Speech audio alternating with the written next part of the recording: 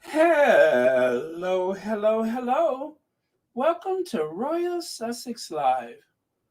Um, I think I want to be young and beautiful. There we go. Change my avatar. Turn the clock back. Although, believe it or not, when I took that photo, I was over 40. Um, but yeah, so turn the clock back a little bit. I don't know what happened to all those boyish good looks I had, but they're around here somewhere, hidden away in a digital file, maybe on some celluloid somewhere. Um, it's here and there. Okay. Okay, let's get into it, shall we? Let's see who was here first. Marcia. No, I'm sorry, no, Marcia Williams. Thank you so much for being here first. And Fancy is here. And who else is here? I didn't check. I hope I'm not overlapping anybody. Let me see, just for my own curiosity. I forgot to check and see if Petal was on. Oh, she's not. I don't think so, anyway. All right, very good. All right. Okay. So, as I was saying, anyway, welcome, Connie Balmer. Hey, Connie Balmer. I see Connie Balmer is here. That's cool. And Lydia Washington, Judy Matassid, Bunny Rose, and a host of friends and other. Hey, Big Mama. All right. All right. We better go because I got plenty. Oh, you know what? I forgot to bring my slides up. Okay. Let me get the slides and then we can go. First of all, I have to say, the Sussex Squad Detective Agency has been working overtime. I mean to tell you, the Sussex Squad Detective Agency has been working up a storm. They have found all kinds of stuff. And anyway, we're going to get to it. Let me see here. Aha, there it is. There it is. Oh, you know what? I'm looking in the wrong place, aren't I? Or should I say, ain't I? All right, just bring that up for effect. Ah, there we go. Just for effect, I'm going to throw this up there. The Sussex Squad Detective Agency. We keep receipts. And there's a box of receipts. You know, if you kind of glance, it almost looks like a baked potato, like the Sussex Squad Detective Agency. We keep baked potatoes, but those are supposed to be a box of receipts. Yeah, you can see it says receipts underneath. But yeah, that is the Sussex Squad Detective Agency. And I'm telling you, they have been on it.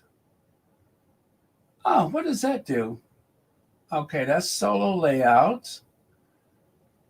Oh, I never saw this before.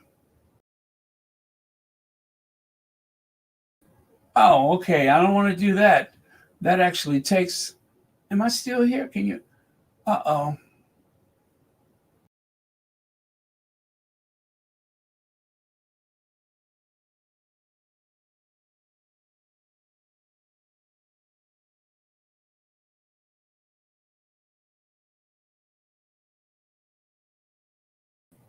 Okay. You know what? I shouldn't experiment. I was like, oh, I never seen that before. What does that do? That takes me out of here. That's what it does. Okay, let me put me back up here. There we go. At least I didn't close out the whole live stream, right?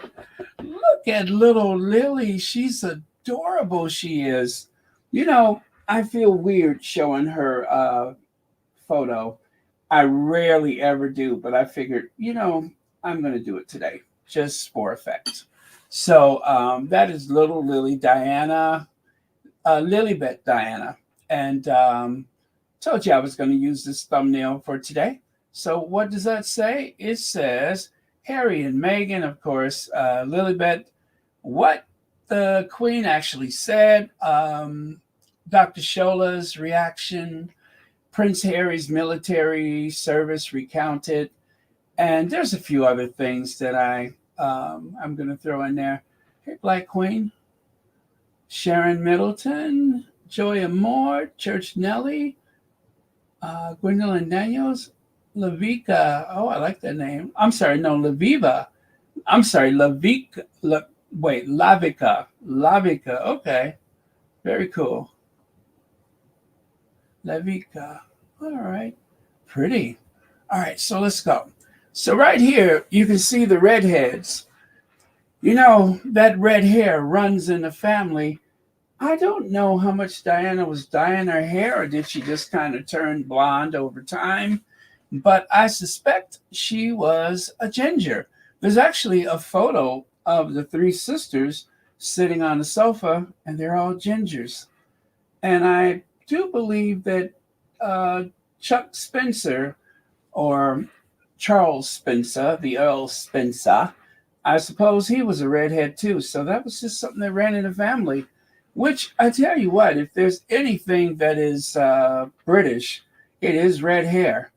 And that's probably why you could have a little more evidence that, as they said, Diana was more English than anybody else in that Germanic family she married into. Nothing wrong with the Germans, especially if you need to take land or interrogate someone. But I'm just kidding. I'm just kidding to our German viewers. But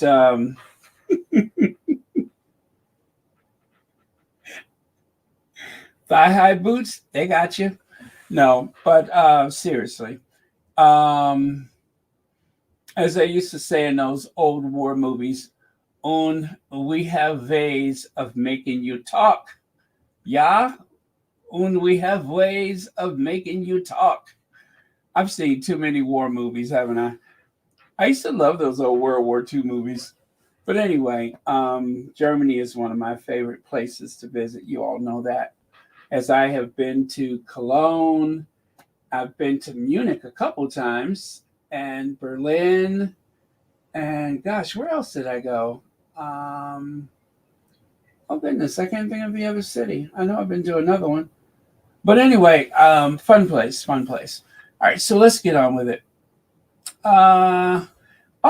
We're going to start off with a soundbite, aren't we? I posted this on the shorts, so maybe some of you all seen it, maybe some haven't, but we'll do it right now. Seems like a fun group of people to hang out with. So with that, let's get on with it. Is that a new byline? Oh, well, I'll find out later. The tabloids and a couple of the more embarrassing broadsheets have gone big today on the supposed story that the late Queen was furious when Prince Harry and Meghan, Duchess of Sussex, called their second kid LiliBet. LiliBet was a very important personal nickname that was only shared with her and her besties.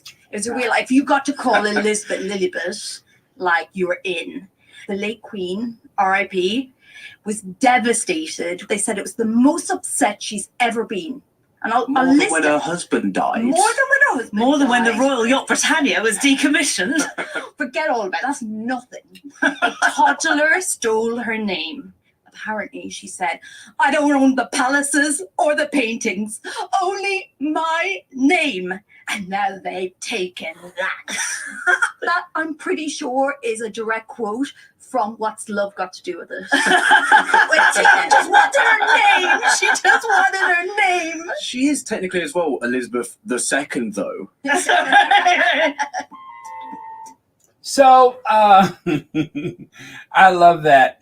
I was almost on the floor when she said that line was taken from What's Love Got to Do with It. That was a good one. That's why I say they're probably a fun bunch to hang out with. But yeah, so as you can see, the tabloids have the supposed story, and by them saying that means, of course, they don't believe it either. And the name LiliBet, well, we've been talking about it for a couple of days. Personal nickname, sure. But the other thing I loved was more than when her husband died. And of course, more than when the Royal Yacht Britannia was decommissioned. That was like one of those rare times when she publicly wept, openly and publicly wept when they decommissioned the Royal Yacht Britannia, which is in Edinburgh, Scotland. And apparently she said that, that the thing about I don't own the castles, I don't own the paintings. I find most of this, actually all of it, hard to believe. And I will share with you why later. I found some stuff thanks to the Sussex Squad that seems to make far more sense than any of this. So let's continue, shall we? Now, right here, you can see the albino assassin. That is my nickname for Maureen Callahan, the albino assassin. And of course, old deputy dog herself, Ingrid Seward. Those two individuals, especially Ingrid. Ingrid, as I pointed out yesterday, was singing from a different hymn book. But now she is all about the continuous character assassination of the Sussexes. Speaking of assassinations, let us not forget the albino assassin that you see over there on the left side. A woman who has never seen a bottle of peroxide she didn't love, Maureen Callahan. This is the woman who flew all the way to New York to watch Meghan accept that award from Ms. Magazine and or the Ms. Foundation, only for her to go back and accuse Meghan of having spoken word salad. Well, if you had any suspicions that that was the case, why did you go? You've seen her speak publicly before. Why would you go? But that was the whole point of it, so that she might have the authority of having said so by going to New York. And who knows, maybe that very bizarre person is based in New York, but not one of my favorite people, Maureen Callahan. And then, of course, Ingrid has been doing the bidding of the institution for a very long time. It took a lot to push the Queen over the edge. Really, Ingrid, really? And desperation. What is that? And despair. Oh, wait a minute. Let me see what it says. Oh, and despite, I was so far off of it. Despite her anger at the hijack of her childhood nickname, she remained brave and dutiful to the end. This is so pathetic. It makes the Queen seem overly entitled, full of herself, and out of touch. This is a big mistake on whoever's part. This is a big mistake because it does not make the Queen seem like anybody's grandmother or great grandmother for that matter. It just seems petty. This is the typical royal pettiness. The Queen, who had a reputation for never explain, never complain, or vice versa. The Queen whose recollections may vary. The Queen who just gets on with it, stip up or lift, pip, pip, cheerio, and all that. Where's that Queen? I'd like to see her again because I don't recognize this person.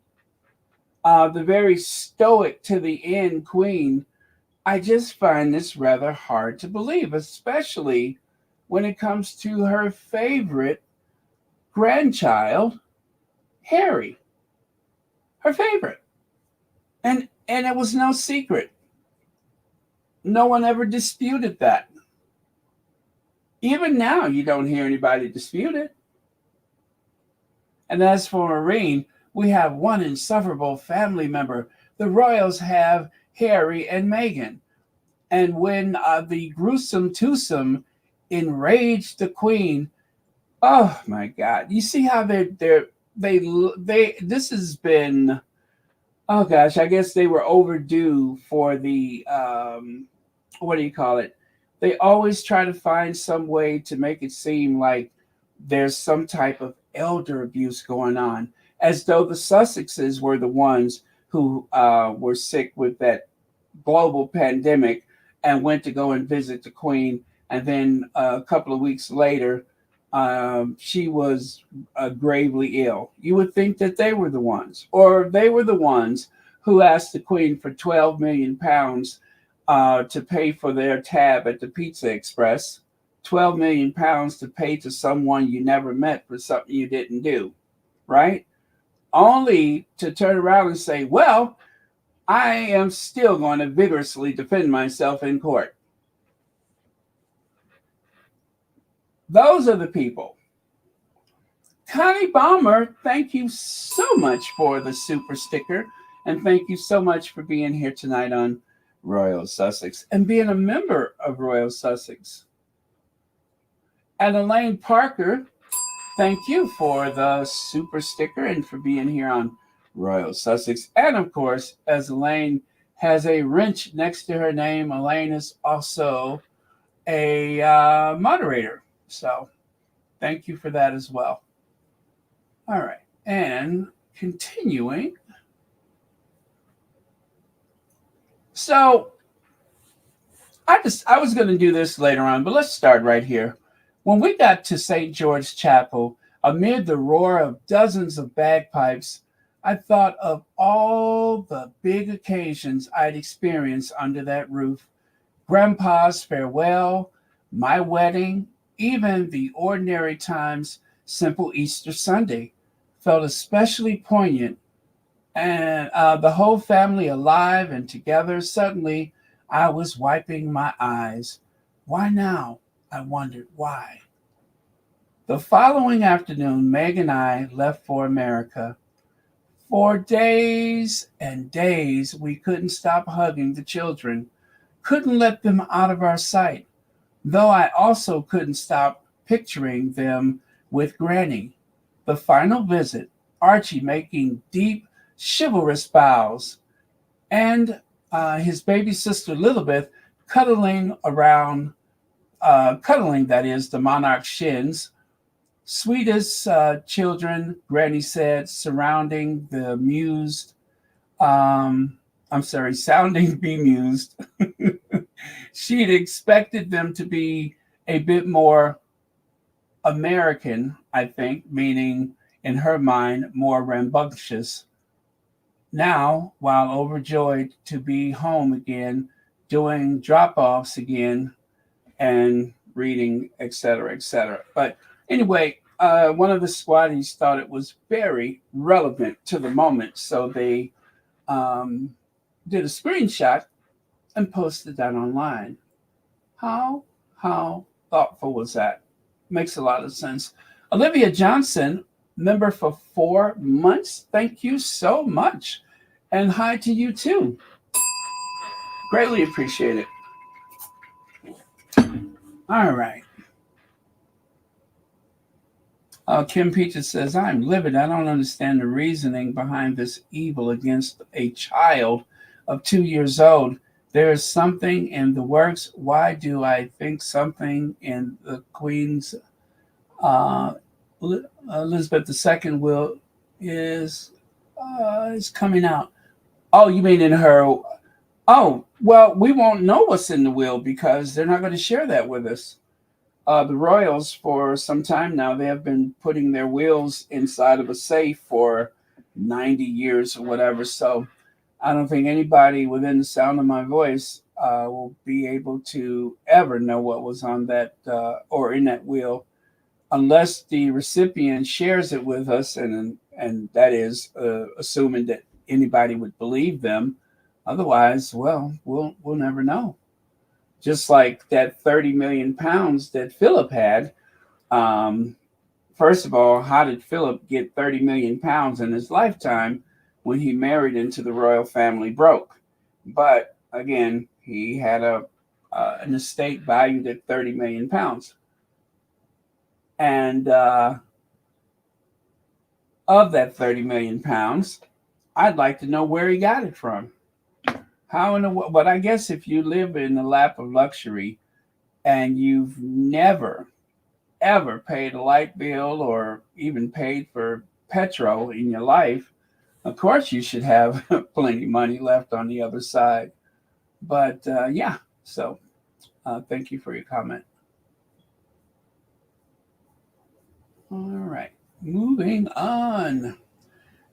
And of course, from yesterday, Dr. Shola said, God give me strength. People have lost their God-forsaken mind. Number one, Harry and Meghan did not need anyone's permission, least of all Queen Elizabeth, to name their child LiliBet. The fact that they got her blessing was out of respect, not necessity. Number two, the name LiliBet predates Queen Elizabeth, for goodness sakes. She didn't own it or create it. Number three, what grandmother, meaning great-grandmother actually, in her right mind would be angry at, well, grandmother to Harry, great-grandmother. Okay, I guess that's right. What grandmother in her right mind would be angry at a great-grandchild being named to honor her? I have very strong views about Queen Elizabeth as a monarch and her legacy, but even I am flabbergasted at these spiritualist claims that do nothing but blight her character and judgment. That's what I was just saying. If these unnamed sources and aides thought this would damage Harry and Meghan, they're wrong. The Daily Mail has successfully dredged up a dead queen and given her name a beating in order to profit off defaming Harry and Meghan again. Shameful. Spot on, Dr. Shola. Spot on. So, and with that, another soundbite. Dr. Shola was not having it. Do y'all hear me? Dr. Shola wasn't having it. Okay. Uh-oh. That was a little piece of a show I was watching. Uh-oh. Did I forget to save the soundbite? Oh, no, I didn't. I was on my burner account. I got to get back to my regular account. Here goes. Oh, wait, which is first? Yeah, this one. Okay, this is a little longer. It's about 4 minutes, but... utterly ridiculous. True about the Queen being really cross that Harry and Meghan called their daughter LiliBet, which is the Queen's nickname. Mm-hmm. And I find this entire conversation so utterly ridiculous. First of all, I mean, if you look at the paper, it says royal sources said Buckingham Palace was relieved and aides were celebrating. What exactly are you celebrating? First of all, the Queen does not own the name LiliBet. It predates her. Sort of does. She does not own. She has no complete. Let me finish. And yeah, my name is Shola. There are many people called Shola. Yeah, but do you have a nickname? If your nickname is, you're not with respect, Shola. You're not Queen of England. No. Not yet. Not yet. There's a reason for that.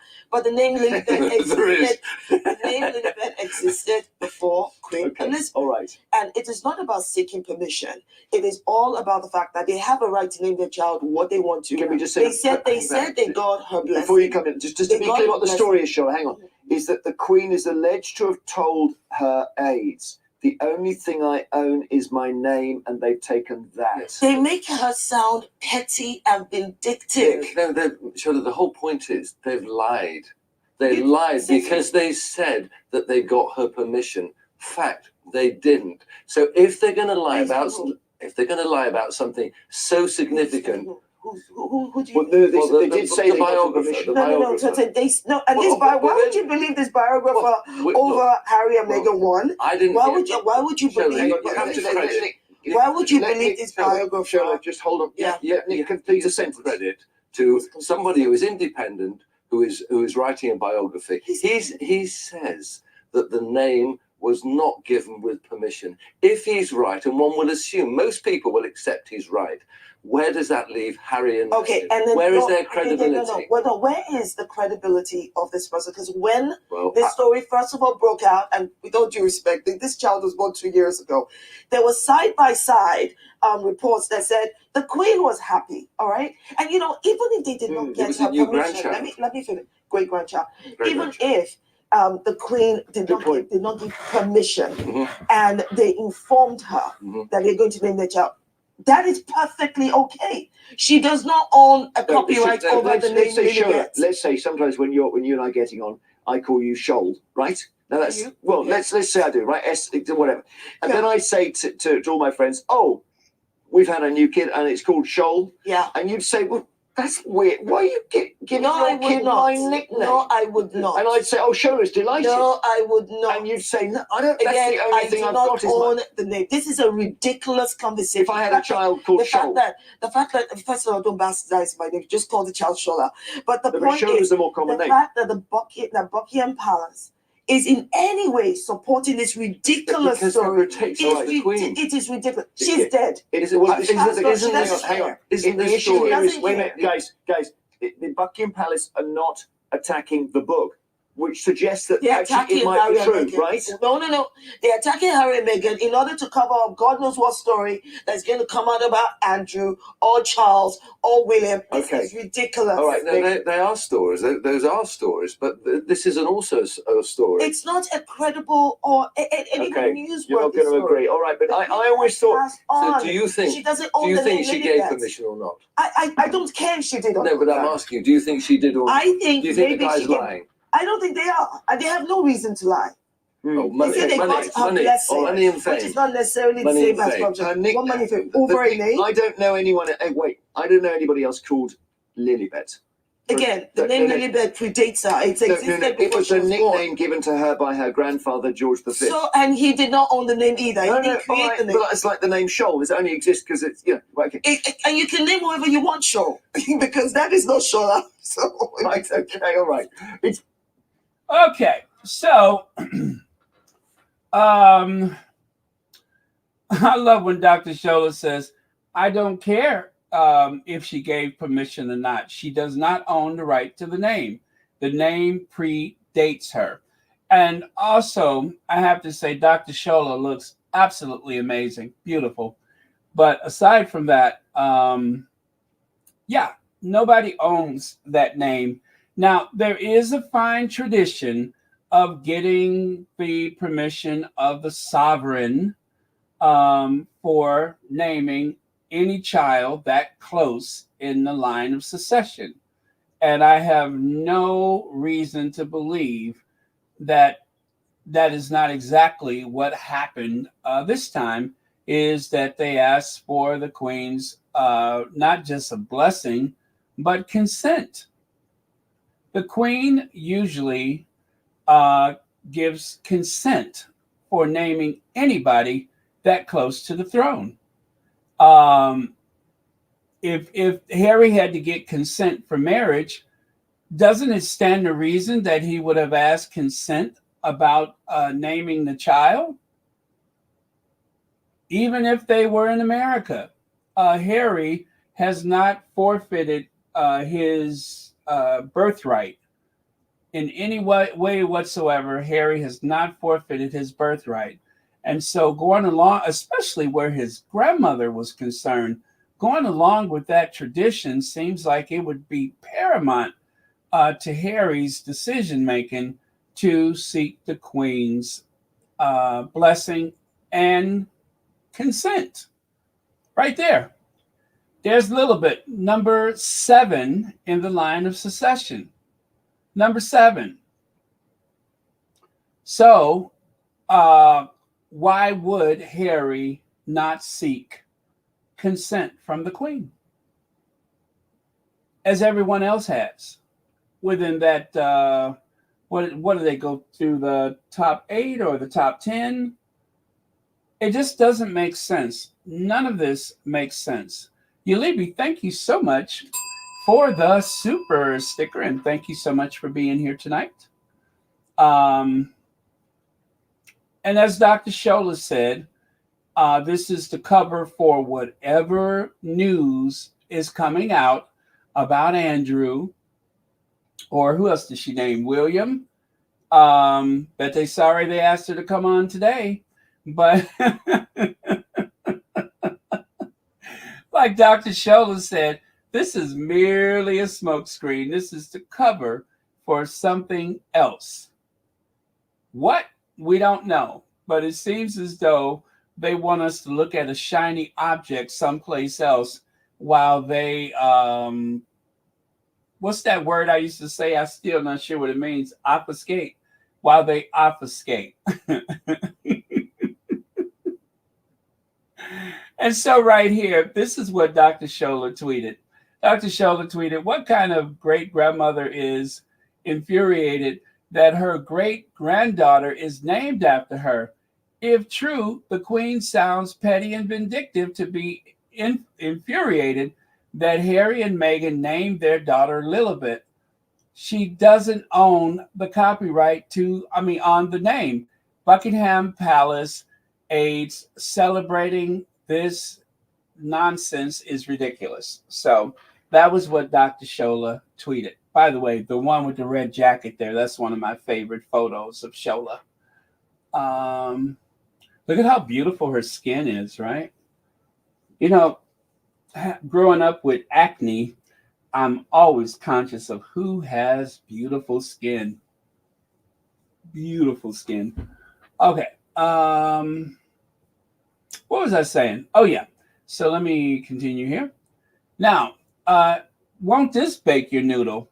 Great Britain, LiliBet, Monday, April 6, 1931. The stables of His Majesty the King and Emperor announced last week that George V is entering 30 horses to race this year in various British classics. One of these beasts, a spry little filly, has been named LiliBet. It is believed, said the spokesman for his royal stables, that this name has reference to His Majesty's eldest granddaughter and the Princess Elizabeth of York. Gosh, that's weird to say. I've only ever known her as Queen Elizabeth, but the Princess Elizabeth of York. So I guess that name has been recycled here and there. He had a horse named LiliBet. A horse. Now, I think if you do the math, the Queen was 3 years old at the time when the horse was named. So there you go. And right there, horse named after princess. The King's 3-year-old LiliBet, who had her first race in the Spring Hall Plate at Newmarket this week, is named after Princess Elizabeth. LiliBet is the way the princess pronounces her own name.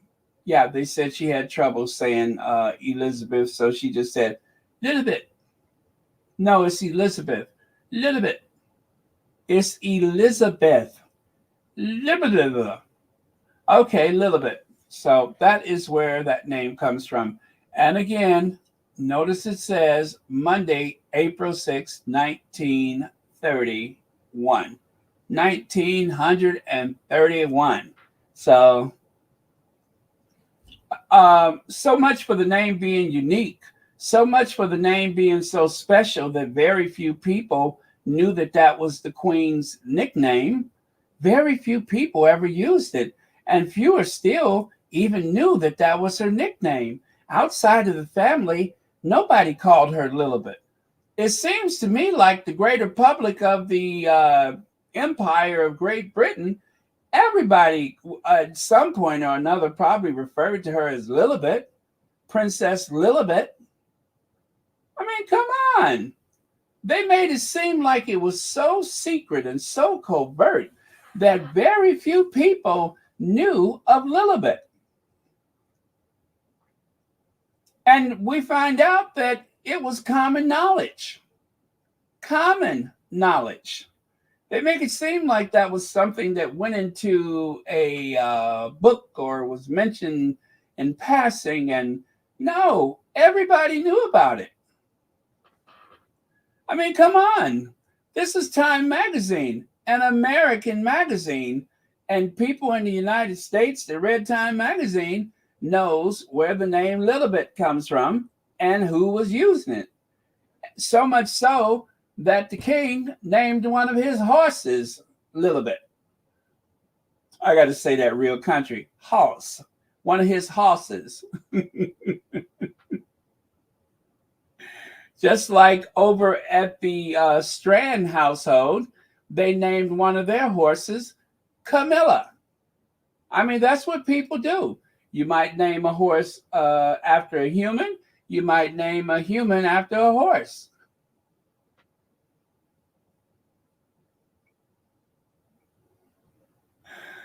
But either way, that's where that name comes from. Well, that's how that name has been used and how it has been common knowledge by most people for quite some time. Now, Maureen, the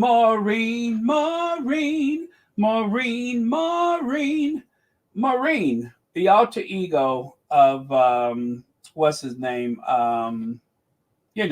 Richard Eden. People have accused Richard Eden of having a burner account. Now, right here, Robert Hardman is a staunch monarchist, the same monarchist the BBC commissioned to produce the Coronation film on Boxing Day, hardly a detached or impartial source. So the same person who came up with the, who produced, should I say, the Coronation film is the same person who swears that he has it on good authority that the Queen was so upset with them using the name LiliBet. So Maurice says he's not the source of the story. He is the author who reported what the source was told. Oh, I'm sorry, I skipped that other part. Gosh, Queen Elizabeth was furious after Prince Harry and Meghan claimed she had given them permission to name their daughter LiliBet. Exclusive from Robert Hardman's forthcoming blah, blah, blah, blah, blah. And of course, don't forget, Robert Hardman also writes for the Daily Mail. So you have Robert Hardman, who writes for the Daily Mail. You have Robert Hardman, who is writing a book about Charles, which is really a book about Harry and Meghan. And you have Robert Hardman, who also produced that Coronation film that got, 8,000 complaints because they thought that the film was what? Partial. It was not impartial enough. The film seems to do nothing but give you a love letter or let you read a love letter to Charles and Camilla. If he was not impartial enough to make a documentary about the coronation, so much so that people openly complained about it and complained to the BBC, this is the same Robert Hardman who all of a sudden has shifted from, the Queen and Harry were getting along just great. Remember that? Wasn't that the Robert Hardman who said that Harry and the Queen were in good standing? There it is right there. Let me refresh your tea just in case you forgot that. I played a thing for him yesterday where you can hear from his own mouth where he, Robert Hardman, gave us the impression that there was no conflict, that the Queen was in a very good place as far as Harry and The Meghan. tabloids and a couple of the Oh, more no, not that. Oh, gosh, let me see here. Oh, my goodness, I hope I didn't lose that one. But anyway, if I find it, I will play it for you. Nope, that's not it. Oh, nope, that's not. Is this one it? No, that's not it.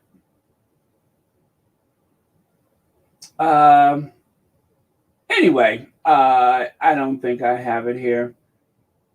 Oh, do I? Do I? No, I don't suspect I do. I don't know where I had that. But anyway, Robert Hardman actually said that the Queen and Harry, I forgot how he put it, but the whole point of it is they were in a good place. There was no conflict. And now all of a sudden, he is saying something completely different, as if this was the cause of great stress and tension for Queen Elizabeth, which, of course, nothing could be further from the truth. All a lie. Big lie. Was that it? Oh, wait. Is this it or no?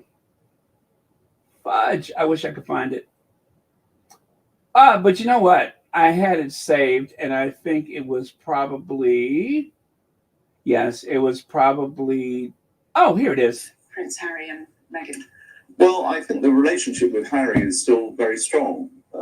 It's there is a real there's a fondness, a bond there. He's devoted to her, and she's very good at compartmentalizing, talking to people who know her very well. There's sort of family and there's business. So the whole issue of them leaving the royal family and their SussexRoyal.com website, all that kind of thing, their patronages, that comes under, that's business. Did you hear what he just said? He said the whole idea of them leaving the family, essentially he was saying it made no difference about the Queen's feelings. Maybe she didn't like it. Surely she understood it. But she had a way of compartmentalizing things where there's family and then there's business. And the name LiliBet, that is not part of business. That's family. One more time. There is a real there's a fondness, a bond there. He's devoted to her, and she's very good at compartmentalizing, talking to people who know her very well. There's sort of family and there's business. So the whole issue of them leaving the royal family and their SussexRoyal.com website, all that kind of thing, their patronages, that comes under, that's business. That gets dealt with separately. But in terms of grandmother grandson relationship, it's still very strong. You see how they pick and choose what they will say and when they will say it? This man is bought and paid for. You hear me? Bought and paid for. He has managed to shift the narrative away from that good, strong bond and relationship to one of contention and anger and hot. We've never seen her so angry. If he knew of the Queen having been that angry, why would he not say it in this interview? Why would he not even bring it up before he wrote that book? But now that he has a book about Charles, written with Charles' consent, I'm sure, Charles is probably one of the chief advisors on everything that went into that book. He may as well be the ghostwriter. So Charles pretty much gives him the blessing to write a book about him. And now all of a sudden, Harry and the Queen, oh, how the Queen stayed up all night gnashing her teeth, hoping that Harry was paraded through every village and town of the, you know how that thing goes. That is the impression that he's giving. Phooey. That's a lie. So Richard by day, Maureen by night. This is another one right here. This is another one. I tell you, when this one gets his / her, them, they comeuppance, I cannot wait, because Maureen will sit there and say some of the most toxic things with no consideration for the truth, let alone other people's feelings. Horrible person. And what's really really sad is that type of slander and abusive language, that's what these people do for a living. That's what they do. Well, I tell you what, at least Richard's alter ego has white teeth. The other one is I don't know, those teeth kind of look like bitter honey. Remember that candy, bitter honey? That looks like some of that bitter honey. Looks like he got a whole mouthful of bitter honey. Now, here is my girl right here, a warrior. Stella Parton says in several tweets, I'm on the campaign trail to promote Meghan and Harry for the two toughest people in society today. Talk about collateral damage and still standing with grace and dignity. They have all my respect for standing in their truth. She goes on to tweet again, back to Harry and Meghan. Their only crime, as far as I've been able to see, was to actually fall in love and to believe their families would be happy for them. How flipping dare they? Her family, with the exception of her mother, Doria, are as cannibalistic as the royal family.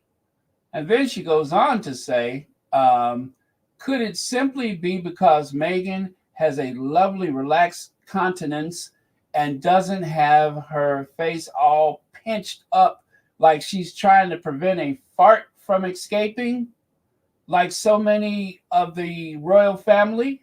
Yes, that could be it, huh? Or simply because she's one of those dreadful American women? Well, I don't know who she's referring to that has a face that looks like it's so pinched like they're trying.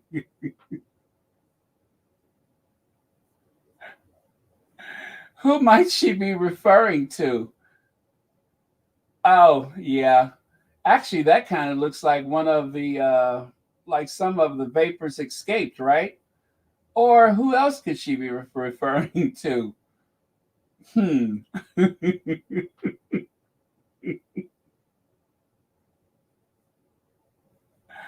And then, of course, there's one in the family that looks not only like some of the vapors have escaped, it seems like more than that has escaped from the look on his face.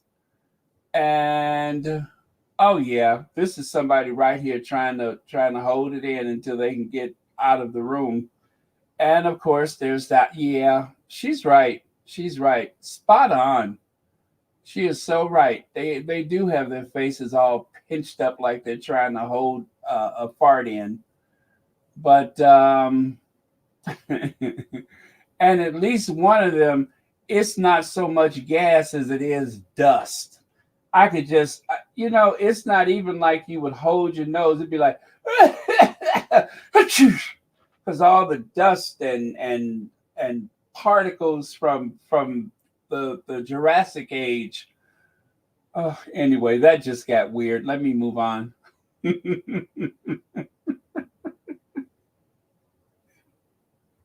Well, you know what? That's bad. If somebody looks at you and say, "Did you dust?" Instead of asking, "Did you fart? Did you dust? Did you just dust?" I think you just dusted.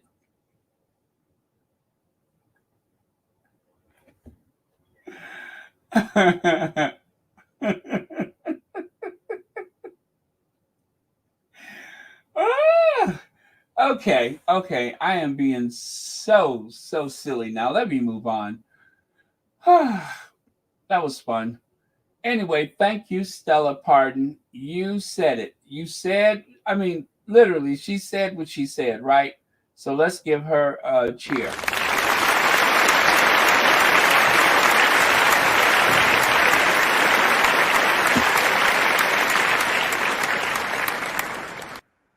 There we go.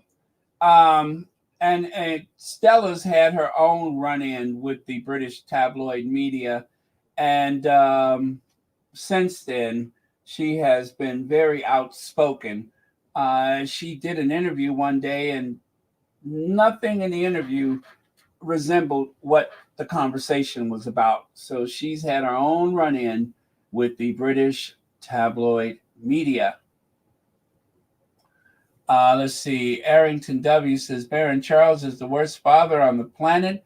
This is all to other that very, very spinster-looking, beautiful baby LiliBet, and say she is not good enough to hold name. Shame on the entire royal family.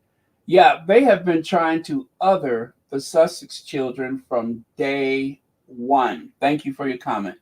They have been trying to other those Sussex children. I mean, even before they were born, I believe they were being othered.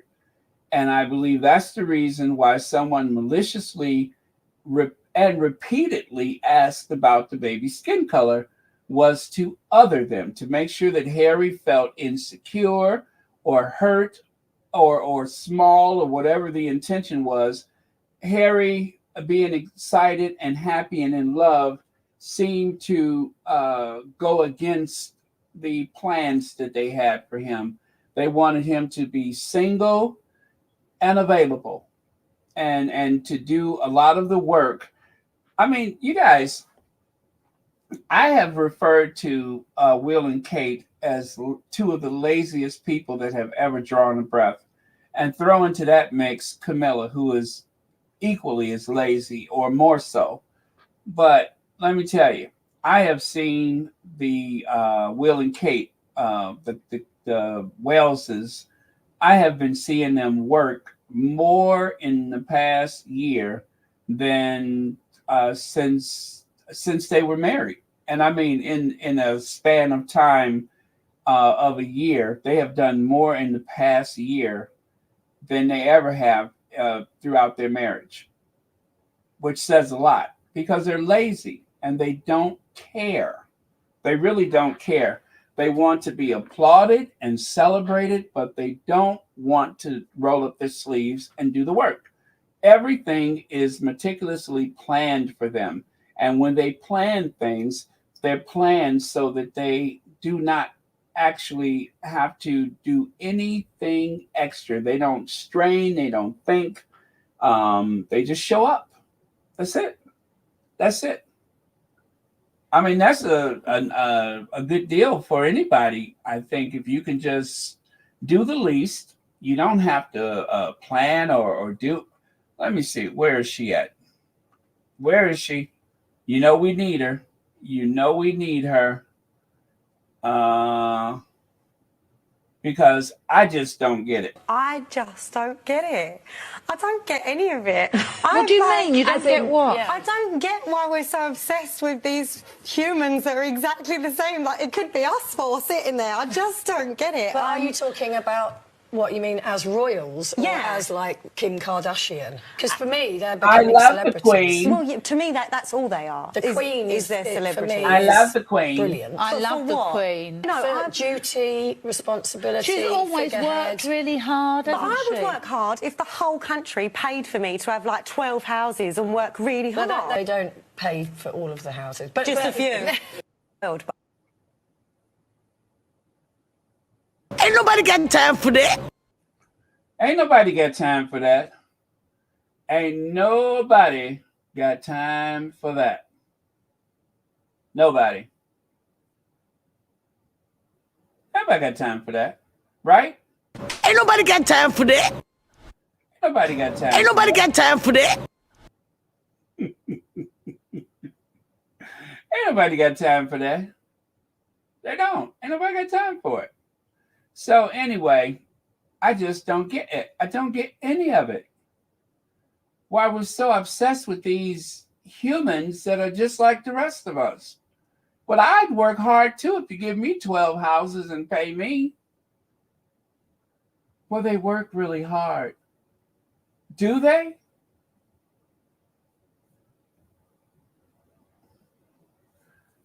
Could Prince William be the first monarch in 5 centuries not to be the head of the Church of England?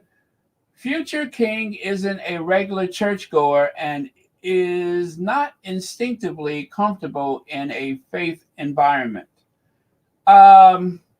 He don't want to be bothered with the Commonwealth. He made that very clear.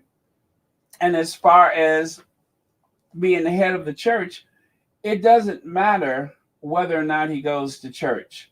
It doesn't matter whether he's uncomfortable in church. William is uncomfortable under the best of circumstances. William will be king, and William is going to be the head of the church. That's it. William will be king, and William will be the head of the church.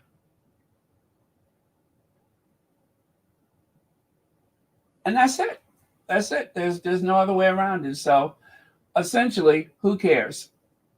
Now, the son that Rupert Murdoch rag, let's see, knows best from Michelle Keegan to Kate Middleton. Why did they have to throw Kate's name in there? Why? Kate is not even in the top 3 for noses. She's not even in the top 3. But this is a Murdoch paper, so they threw her name in there. They are trying to convince everybody in the world that there is very little daylight between, say, Kate Middleton and Kate Moss.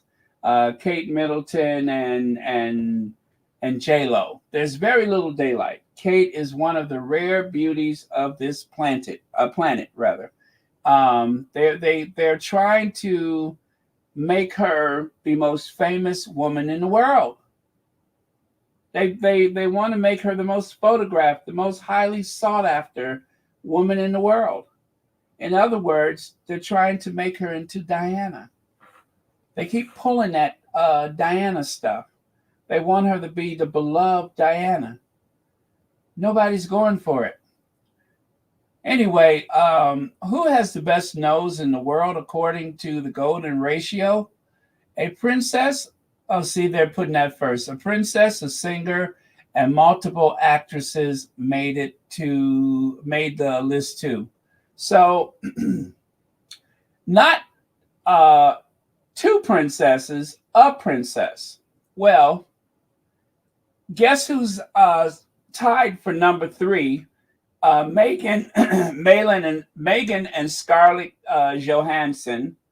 They tied for 3rd place with 83% of people. 83% ratio when it comes to that scale, that whatever scale that was. So Meghan is in the top 3, right? And there is, I think Ariana was 1. Zendaya was number 2. And again, Scarlett Johansson and Meghan was 3. Taylor Swift was, wait a minute.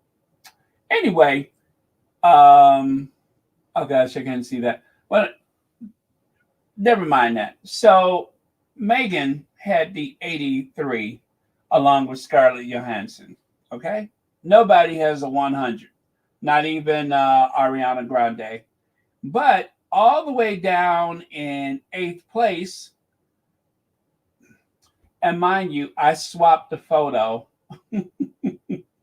I took the liberty to swap the photo that they had for her. I figured since they threw her name in there as though she was actually so important, I decided to swap her photo for this photo. So Kate Middleton, not 8th, 10th place. She's not even in the 8th place. She's in the 10th place. All the way down to number 10. Yeah. All the way down to number 10. So it's a good thing that they're only talking about the nose, because if they talked about facial symmetry, I'm afraid that she'd probably be down, she'd probably be all the way down to like number 15 or something, number 20. But I decided to take license and swap out that other photo for this one, something that is more realistic, something that really captures the essence of Katie. Yeah, you're welcome. Yes, she was all the way in 10th place. Meghan was in the 3rd place, tied with Scarlett Johansson. And Kate, well, she was all the way down in the 10th place, just off the kitchen, all the way down to number 10, the 10th place, which is why it's so puzzling that they even mention her name. But again, this is a Rupert Murdoch paper, so that's why they have Meghan listed as one of the actresses instead of being a royal princess, which she is. And also notice that they have Kate's name mixed in with real people.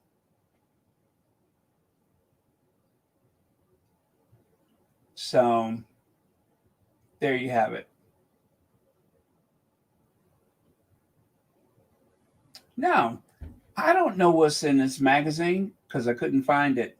I only have this cover, but it says exclusive. Kate and William's biggest fight. New worries over lonely and unhappy George. They are commoditizing those children. They are commoditizing those children. They should not be doing that, but they are. They are making the children central to the story again. Now, I don't know where Bella magazine comes from, but it says £1.60. I don't know if it's a British magazine. I guess it sounds Italian or something like that, but not good. And again, I decided to take license and add another photo to that story so you can see how desperate things are for them. Good news. Better Up is in Davos. See right there, it says we're in Davos for WEF 2024. Stay tuned to see what we're up to. So Davos, is that in Switzerland? I think that's Switzerland, right? Anyway, Better Up is in Davos. Look at all that snow. So I think that is Switzerland. I think so. Yeah, I'm going to say Switzerland, right?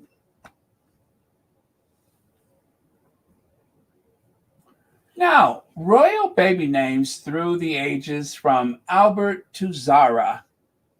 The most popular royal names have become synonymous with the House of Windsor, but prior to the Norman invasion of 1066, English rulers had names that today seem outlandish. So I'm not going to do the whole story, but let me just cut to the chase. This will further prove the point that I was making. Queen Elizabeth also occasionally vetoed names she felt were not appropriate. According to reports, Prince Andrew and Sarah Ferguson wanted to call their first child by the popular name Annabelle. However, the Queen reportedly disliked the name, reportedly saying it was too yuppie. Instead, the couple gave their daughter, born in 1988, the right royal name of Beatrice Elizabeth Mary. So, as they say, the Queen stepped in. The Queen vetoed. So don't you think that the same way the Queen vetoed that name, that if she had a problem with LiliBet, she would have vetoed that name? And notice right there, Beatrice Elizabeth Mary. Doesn't all of those girls in the royal family have Elizabeth in their name? Don't all of them have Elizabeth in their name? Every single one of them, all the girls, and Prince Andrew, Elizabeth, something, Windsor, they all have.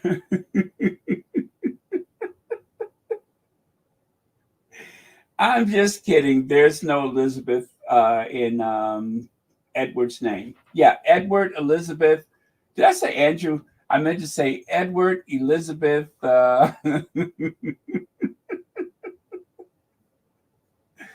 at that! I messed up my joke. Princess, Edward Elizabeth, bespoke maxi coat, Windsor. Yeah, Edward Elizabeth, bespoke maxi coat, Windsor. That's her name. His name. Their name. Get used to it.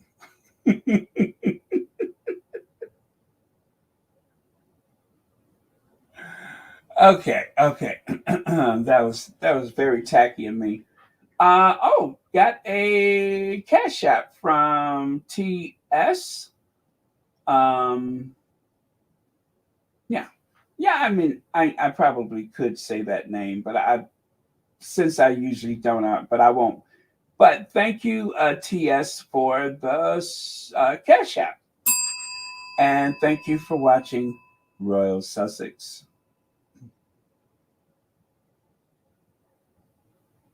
Let me see. Oh, okay. I better address that later. But thank you. Let's see here. Lynn E. Oh, by the way, and I don't have to address that later. Everything's fine. I'm sorry. I'm okay. But Happy New Year, Baron and team. I believe that if Harry didn't flee the UK with his family, royal family would have taken Harry and Meghan's kids and put them away in some institution, as in the olden days. Happy the faves fled. Thank you, Lynn E. You know, it is an age-old practice that anytime there's a disagreement, anytime you, let's say you run into a brick wall with that family, the first thing they want to do is to say that a person is mentally unfit, that they are unwell, that they are, I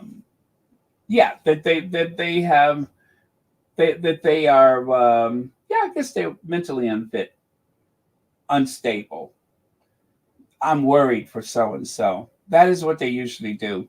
That is what William started saying about Harry. He said that Harry has been brainwashed by a bunch of psychiatrists or therapists or whatever, counselors in California. Like there's a gang of psychiatrists riding around in three-piece suits and wingtip shoes, just hunting for a unsuspecting prince of the realm that they can declare crazy, and they can teach them to go against the royal family, whatever it was. But yeah, it's bonkers. But that's the same thing they did to Princess Diana. They want people to believe that Diana was not in command of her situation or her surroundings, that she didn't have any control of her life, and that some latent illness, mental illness, just creeped up and began to show. That is what they do when they can't control a person, when they are the ones that are into the brainwashing. I mean, look at William. So anyway, thank you so much, Lynn E. And thank you for the Happy New Year. Happy New Year to you as well. And thanks for being a member of Royal Sussex. Okay. All right. And right here it says the British press needs to stop that lie about Charles wanting to see Archie and LiliBet, trying to drum up sympathy for him. He does not care about them. No decent grandfather would act this way. You know, I was thinking about something in line with that just the other day. I was wondering who would be a senior member of the royal family to break rank. Who would break rank and actually visit the Sussexes in California. And let me see. I don't know if we can count Beatrice and Eugenie as senior royals, but they're not working royals. So, okay. So let's confine this to working royals, right?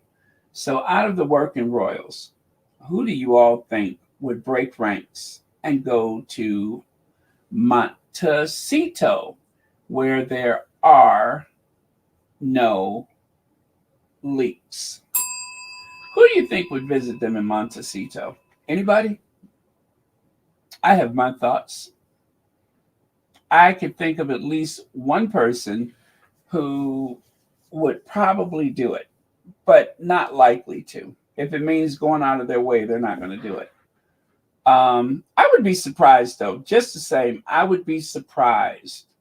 But depending on what the atmosphere at the time could possibly be, I mean, California is kind of far for someone who doesn't have business there already.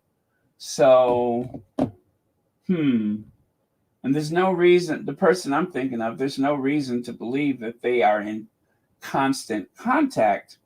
But for one of the working royals, who do you think would actually be the first? If ever. It's a good chance that may never happen.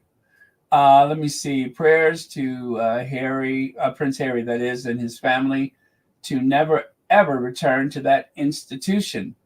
TMCD, thank you very much for the super chat. And thank you for being a member of Royal Sussex. Let's see. Anastasia Beatrice is named after Princess Beatrice, who was the daughter of Queen Victoria. And Beatrice looks like Victoria. Oh, I did not know that. Thank you so much for that. God, I wonder if Queen Elizabeth had ever met Beatrice. I wonder if she ever met Queen Victoria's daughter, Beatrice, because, let me see, they would have had to have been born.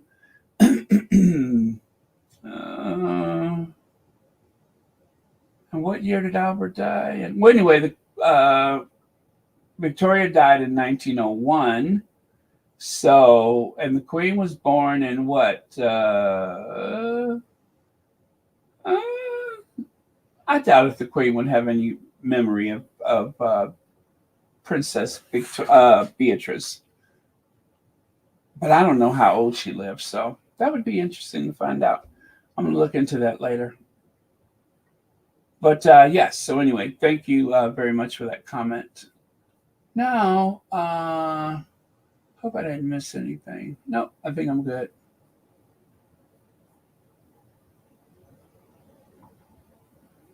Okay, so Queen Elizabeth also occasionally... Oh, I did that one already. Oh, this is what I'm looking for. So, take a look at this one. Take a look at this one. It says here... Oh, wait, that is too small for me. There we go.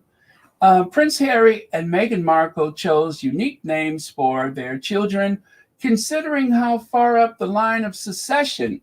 Remember, I said that. Remember, I said that in the line of succession, I could not conceive of the Queen not having input with naming those children.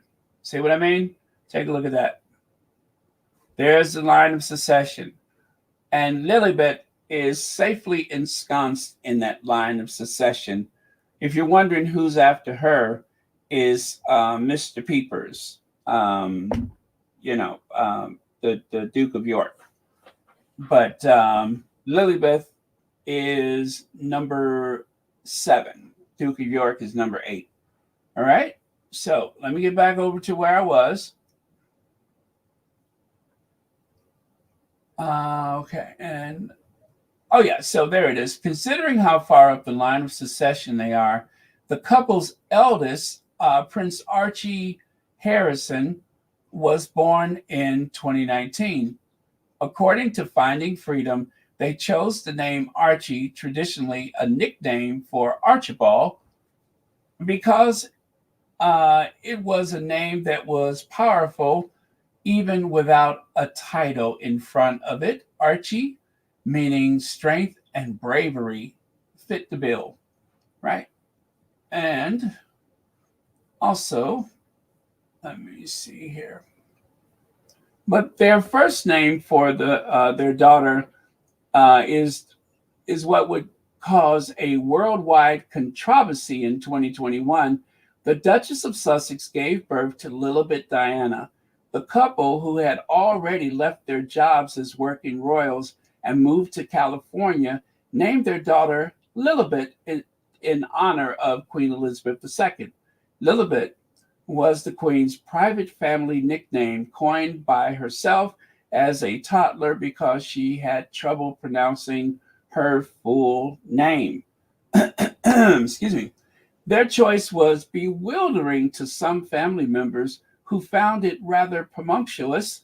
A war of words erupted in the press over whether the couple had asked for the Queen's permission to name their daughter such a personal nickname.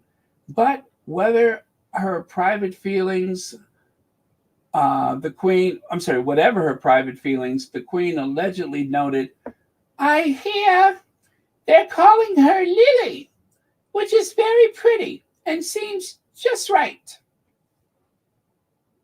It's very pretty and seems just right. Now that is a quote, and this was in, what was that? It was in Vanity Fair, I think. Yeah, I think that article was in Vanity Fair, who I think is usually quite fair with the Sussexes. So who are you going to believe? Who are you going to believe? Are you going to believe someone who first had some really, reassuring words to say about Harry's relationship with his grandmother, only to write a book about Charles, which is really about Harry and Meghan and LiliBet, and suddenly he is very antagonistic toward the Sussexes in favor of Charles, the institution, and the daily campaign of anything and everything anti-Harry and Meghan. Are you going to believe that person who was singing from a different hymn book, and now all of a sudden the Sussexes did not ask the Queen for permission? The Queen did not give consent. No one had ever seen her so angry before. Which is it? Which is right? The relationship with Harry and the Queen is still very strong. There's a fondness and a great bond. That is what Robert Hardman said. Only for him to write this book later on, and to flip all of that on his head.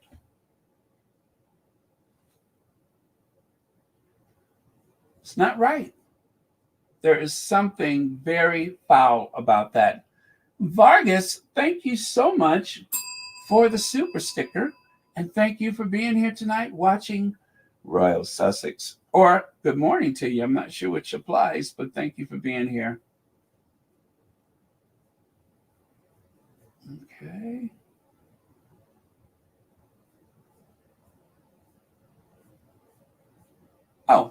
Let's see. Nellie McLong, thank you so much for becoming a member. Thank you very much for that. Got a new member to Royal Sussex. That is room for celebration. Wait for it.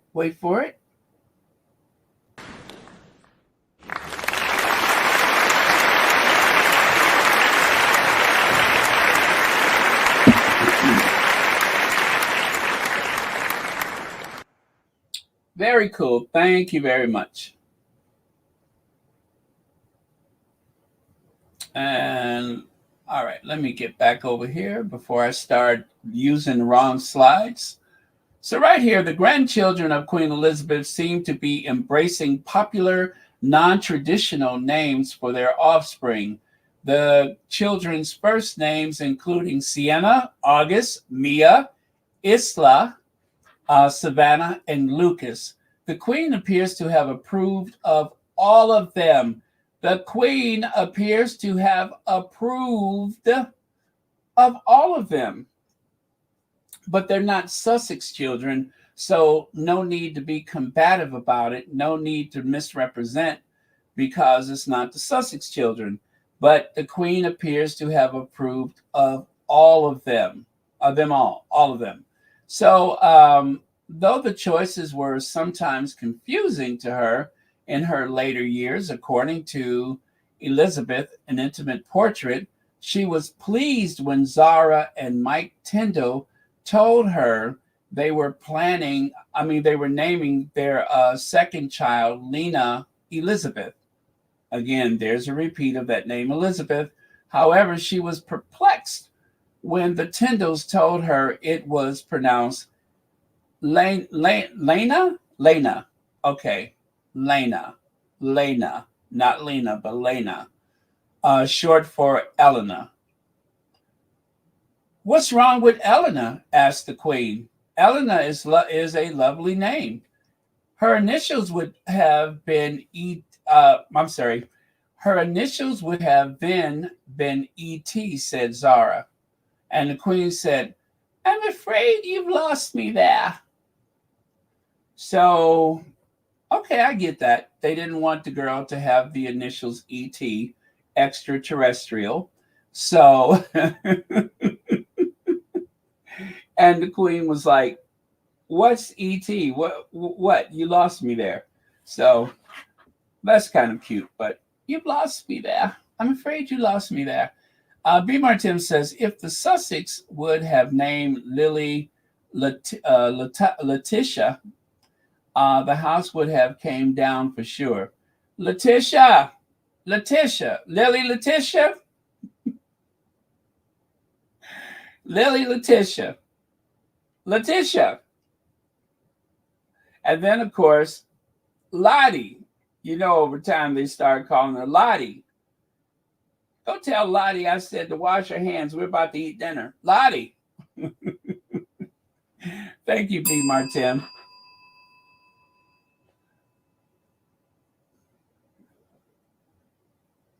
So none of these LiliBet revelations are doing the late Queen Elizabeth II any favors. Not only do they contradict details shared by the palace with a cooperatively written biography in 2022, they also depict the monarch in a way the public haven't known her to be, which is a good point. Which is what a lot of people have been saying. It makes the monarch, it makes Queen Elizabeth, the late Queen Elizabeth II, it makes her seem very petty and childish. The Queen was always cool as a cucumber. She never, gave much away. She always had a poker face. The Queen took Harry and Meghan's calling their daughter LiliBet as the compliment it was intended to be. New book claims. We talked about that yesterday. Over here, in her name, royals thought Meghan and Harry calling daughter LiliBet was bewildering, but Queen had a different reaction, book claims. And then, of course, Queen's adorable comment over LiliBet's name.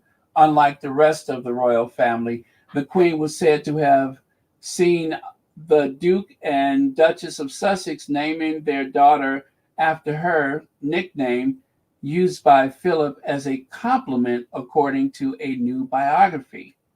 So what has changed from then until now, until this guy? What's changed? Well, like everyone has been saying, a likely distraction for something else. Obviously, they're trying to distract because there's something else going on or there's something else coming down the pike. And for that reason, they want us to all look the other way. But what could it be? We already know about that sick old man, Andrew. So what else could it be? What are we not talking about? What are we not talking about? Or is there still more to come? Because they're serializing the book in the Daily Mail, I think, right? So let's see. The book has not been sold or released yet, so at least I don't think so. So if they're serializing the book, I'm imagining the book is not available yet, and I don't know who would even buy such a book, and I hope nobody. But if that is the case, that the book is not out or sold yet, then could they possibly release some other revelation later on this week or next week? Do they have something waiting for Friday? Because I think this is probably the worst of it. But then again, knock wood, I hope that there's nothing else that they pull. But we'll see. It's about the money, money, money. It's all about the money, money, money. To make the world. Oh, I haven't heard that song in a while. But yes, thank you, Kim Peaches. Money is definitely part of it. But this guy was handpicked by Charles, and he is doing the bidding of the institution. So further than money, it's also about distracting from the lackluster performance from Charles and Camilla. And of course, the sick old man, Andrew. But maybe there's something else. Maybe there's something else. We'll see. So let's change topics. Oh, by the way, I wasn't paying much attention, but I'm going to tell you who I think would really set tongues wagging if they showed up in Montecito. Make a surprise trip to Montecito. And by the way, you guys, I don't think it's going to happen. It is very unlikely to happen. I do not foresee any reason why that would happen. But if it did, that would shock that it did happen, but wouldn't surprise me if it was this person.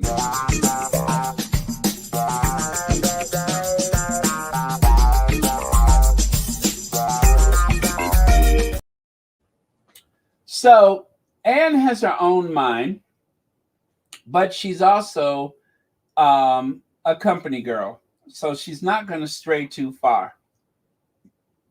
I don't think she really goes out of her way for anybody unless it's her own children.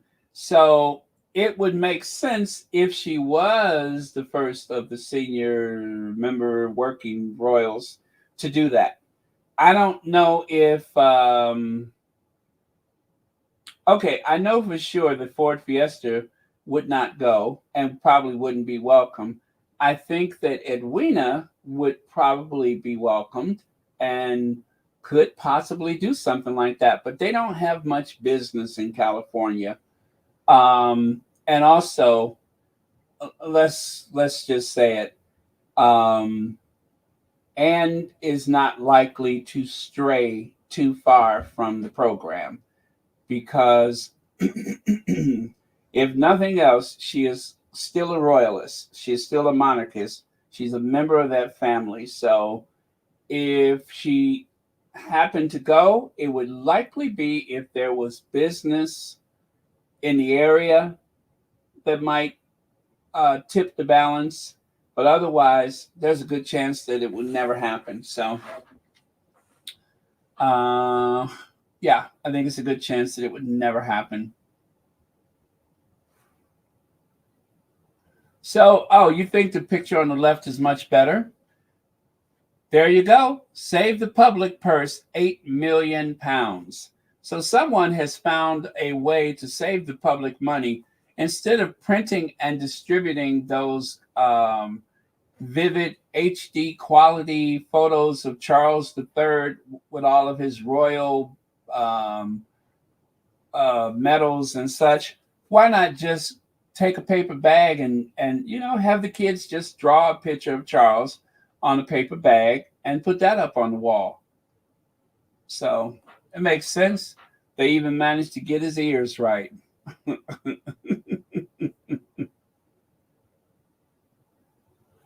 So yeah, there you go.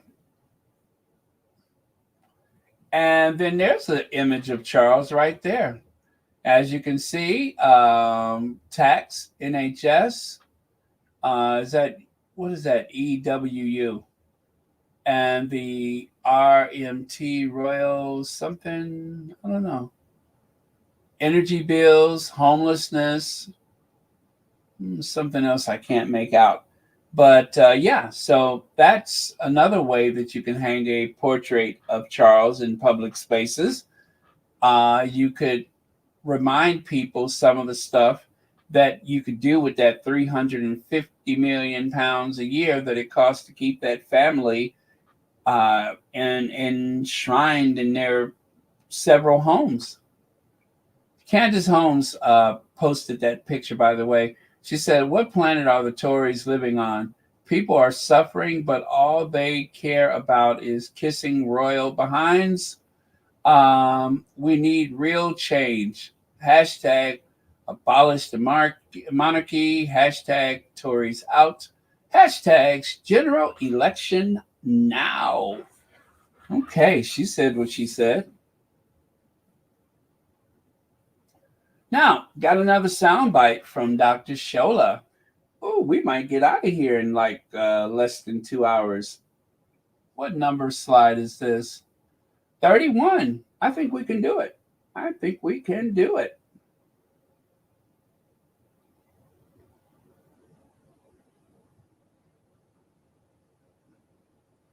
Oh, wait a minute. Do I have a slide? Do I? Oh, yeah, I do. I do. And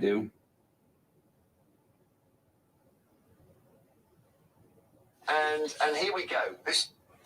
Oh, sorry. Okay, take it away, Shola. The issue. There are lots of council offices, courts, schools where we still have a portrait of the dear Queen. It's going to cost upwards of 8 million to replace them all. Do you think they should do that, Nick, or save money by leaving the Queen up? Definitely put him up. He's the king. Yep. £8 million is a drop in the ocean. The royal family bring about a massive amount of income and revenue to this country. And it's right that, as he's the king, we should not have somebody who unfortunately has passed away. She has a place, but not in every school because it's now taken up by the king. What would you do, Shola? I would not have either of them up. I think the bottom line here You take down the pictures of the Queen. Yeah, take them. They're just and leave a sort of what kind of stain on the wall. I would not back. I would not back any kind of money of 8 million government-funded scheme when we have people feeding off food banks. For goodness sake, it's an investment. I listen to what you have to say. It's not an investment to see King Charles' face in council buildings. Yeah, but the issue is you're replacing the. Do you replace the Queen? The way to save money is to do nothing. So you leave the Queen in lots and lots of buildings. We do not need any of their pictures on our buildings. We already know what they look like. I'd rather that this money be used to help those in need. Okay. The only people who object to anti-monarchists. The only people spend more money on them. Nick. The only people who object to anti-monarchists. And so what? If I think Shola would probably self-identify, and you probably fall into that category. I could not. Again, I repeat, I do not see personally the point of spending money on putting somebody's picture up when there are people feeding out of food banks. You're speculating to accumulate, and the royal family brings in the royal family. Shola, just to say, Shola, word called you Rola. I'm sorry.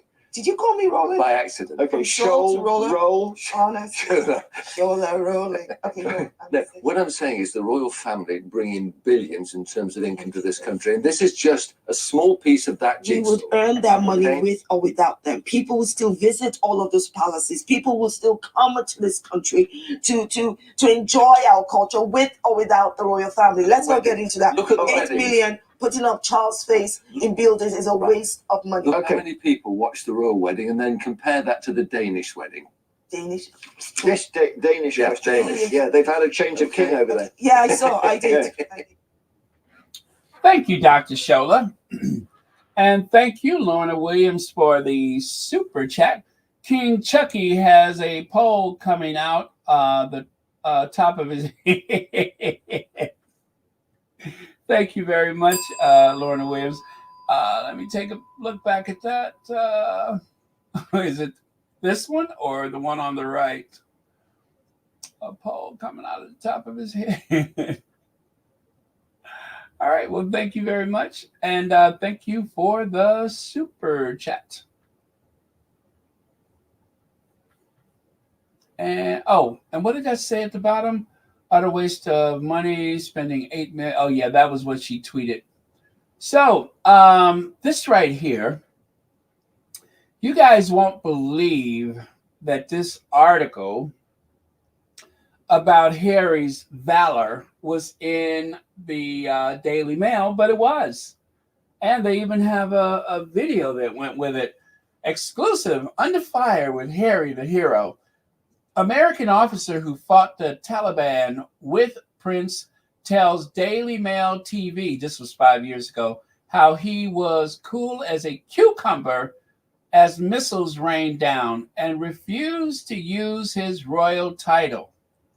So Harry actually was within harm's way, more so than we realize, because a lot of people thought Harry, just in the helicopter, he wasn't ever really, being shot at. Actually, he was shot at. And Harry assumed the same risk as everybody else. And that was until 10 weeks after arriving, he had to be extracted because an Australian newspaper ratted him out. Some Australian newspaper apologized to the royal family, saying that we didn't realize that there was an embargo, and then suddenly everybody was talking about it. The colonel said the fighting was intense, and Prince Harry was in the thick of it. We could hear Prince Harry on the radio, Colonel Connor said. One artillery strike he ordered fell so close to a sleeping Colonel Connor that pebbles rained down on him and his men. He had sent an illumination round up, said Colonel Connor. Our guys were on rest and some pebbles came down. It was not his fault. They were saying, gosh darn it, that's Prince Harry. It was really sustained fighting on that operation. It was 24 hours a day. Prince Harry was there through it. He was in the thick of things. He was in the thick of the fighting. He was the real deal, Colonel Connor said. His cast aside, came down range, got shot at, put his life on the line, and led by example. The prince's deployment ended suddenly and dramatically when his cover was blown and news of his presence in the war zone flashed around the world. Colonel Connor's iconic reaction was to tell his men who had kept the secret of the royal in the battle zone, you can tell your wives now. So, yeah, the people that he was fighting with kept it secret, but somehow that secret was revealed. And anyway, we all know what happened. And so the only way that Harry could go back was to become a helicopter pilot. And so that's why he learned to fly the Apache eventually, was because as a soldier on the ground and fighting and everything, he had his cover blown, so it was impossible for him to stay. But that is something that you don't often hear. And of course, I've heard some of the derangers try to imply that or claim, should I say, that Harry never really saw any action and all that kind of stuff. But the truth is, when he first went there were no titles, none of that stuff was used. Of course, he was just another soldier, and he even called in, some artillery. So, and when I saw that, I was just like, wow. It's one thing to be in the helicopter, you still assume a risk, but to be on the ground with everyone else, that is a whole nother thing. So very, very interesting. And the Daily Mail actually covered that. But of course, it was a different time, wasn't it? I mean, let's see, when did that article come out? That was back in September of 2018. So that was before, that was after the marriage, obviously. But that was before things got so terribly bad. So, and cheers to the American colonel who, recounted these things. So now, of course, it is part of the public record. It is part of the public record, and there's nothing they could do about it. Not a thing. Not a thing. So, Alethea magazine, Prince Harry traveled there with his Duchess Meghan. The motto was "A Home for Respect." It was intended to commemorate the fates of the injured armed forces and bring them back the respect of society. We will be showing the best stories and photos in a special issue. Okay. I guess it's a two-part issue. But so I mentioned this the other day, that there was a magazine that was planning to run a special edition. And this is it. Special edition Invictus Games 2023. And by the way, this is a German magazine.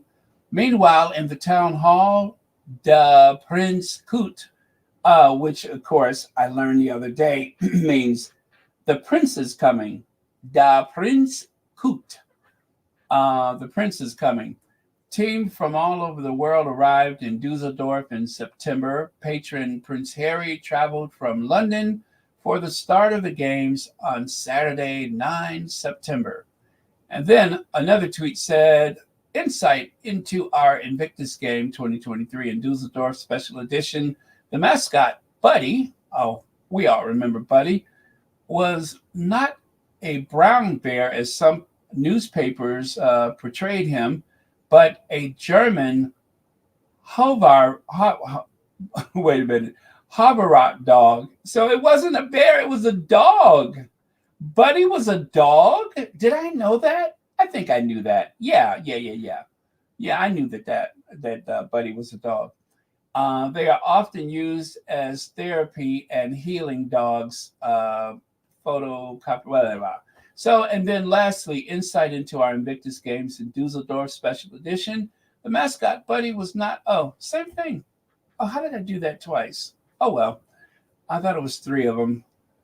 But there's the magazine. I have not had a chance to, but I think I'll share it tomorrow. I'll have to try to get a hold of the magazine, and then I can share the photos better than what you can see it here. But pretty cool that they created an issue to celebrate the Invictus Games. Haven't even been a year, and they're still talking about it. Take a look there. That was when they went there. Let's see. That was just before the Queen died, when they went there to celebrate the 1-year kickoff for the Invictus Games. So that was the kickoff for the games. And there's Buddy. So Buddy is a dog. I think I knew that. Buddy and the magic of the smile. Yeah. So Buddy was a therapy dog. Very cool. Did not know that.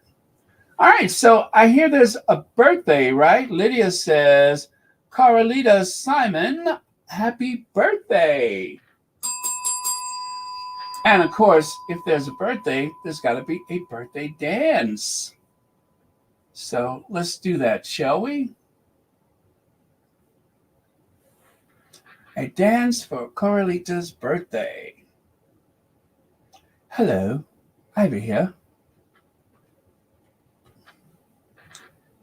And go for it.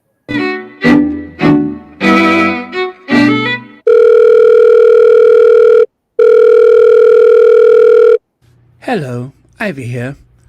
Hello, Ivy. today is LiliBet Diana Mountbatten-Windsor's birthday. Meet me at the Royal Sussex party. Church Nellie's gonna be there. All right, Ivy out.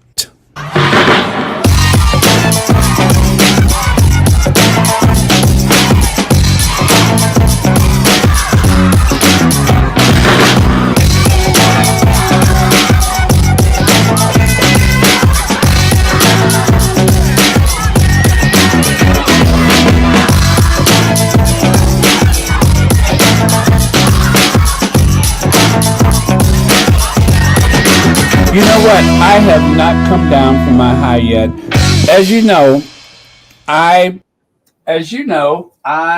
wonder what I said after that. But anyway, happy birthday, Carlita, Simon, Simone.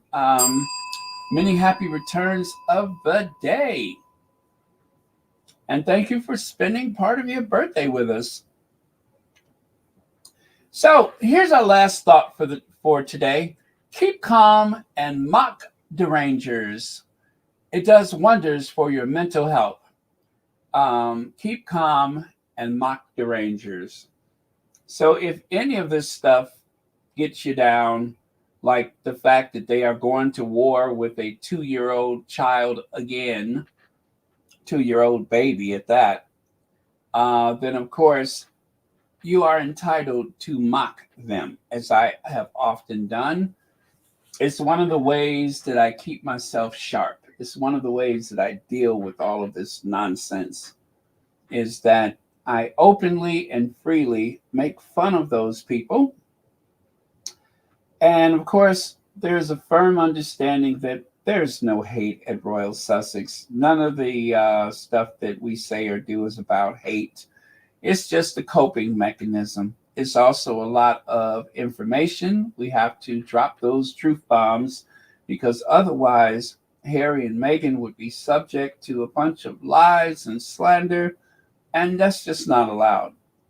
They're wonderful people and they deserve support, especially from people who have values that align with their own. We should support them, and we do, and is the right thing to do. So keep mocking, keep making fun, poking fun at those derangers. They deserve it. But remember, never make it personal. And of course, no, what's the other one? Oh yeah, and don't get yourself kicked off of social media and stuff like that. But don't make it personal and don't threaten anyone, but do have fun with it. Yeah, have fun with it. No threats, never make it personal, and you'll be all right. And of course, no talking about those children. I mean, you could mention the children, but don't make fun of the children, any of the children. I mean, any of them. The children are indeed innocent of their parents' actions, and while we may pray for those children and such, we're definitely not making fun of them or being critical of them. They're just children, and they deserve all of the love and respect that children deserve. So, okay, well, good night, you guys. Thank you so much for coming to Royal Sussex. Wow, less than 2 hours. I knew we could do it. And thank you, moderators. To the mod squad, of course, thank you for keeping this a safe space. I feel safe. As a matter of fact, I'm not wearing anything. What else?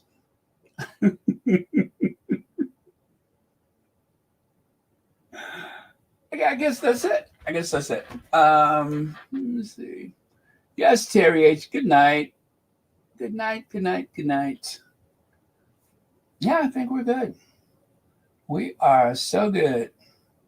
So good. So right to be with you tonight. So good. So right to be with you tonight.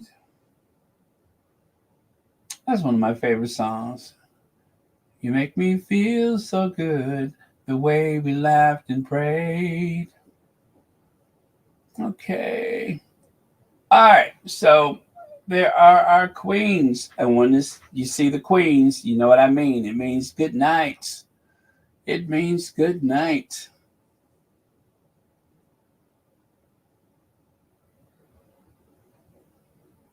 Oh, and let's end with Madam Duchess. We haven't done Madam Duchess in a while, right? All right, love you guys. See you tomorrow. And we are going to close with the Madam Duchess. Madam Duchess. I love when that guy called her Madam Duchess. I thought that was so cool.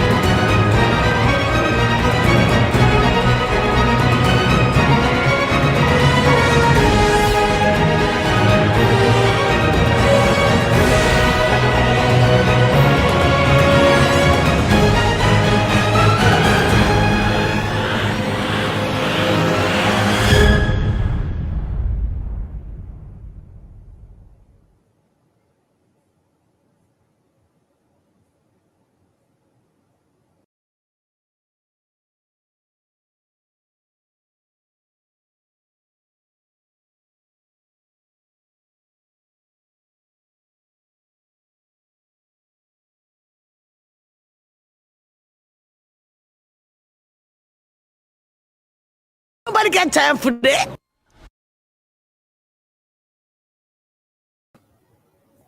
Wow, that's new. You know, I just saw this. They added this recently. Video background is, I didn't mean to do her. Let me get her off of here. There we go. See how we got the waves in the background? I just saw something that says video backgrounds are now supported in the studio. I wonder what other backgrounds can I add? Does it have to be one of their backgrounds, or can I just do anything? Anyway, that's pretty cool, the little waves. I like that. They got some other ones to choose from, too. Let me see.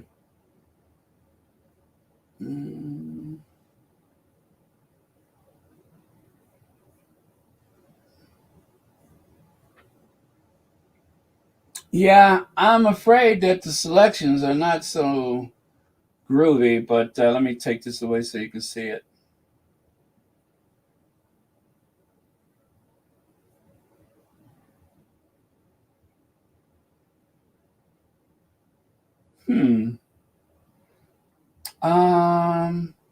How do I get my face out of here?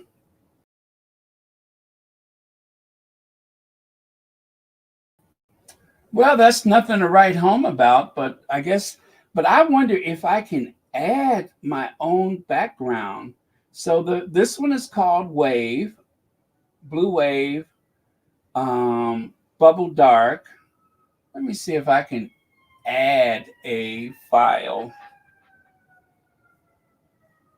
Let's see if I can put a little video file there of my own. But it would probably not have sound, but surely I have something that doesn't have sound. I mean, that would be cool. I don't know how I would use it, but that would be cool to have something, moving in the background like that, I think. Let me find something very, very short.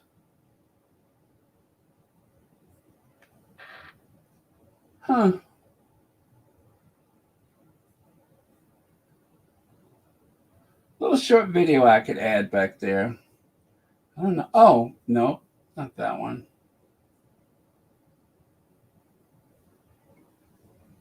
Something short. Well, let me try this one.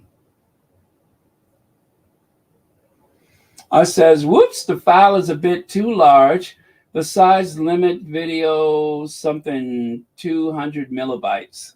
Okay, so now I know you can't really use like a video. It's got to be something that will repeat like this that is a very small. But I'll find something interesting. All right, you guys, thanks for being a part of that experiment. Now I know. Cool, got something new. Yeah, not very practical at the moment, but okay, see you tomorrow.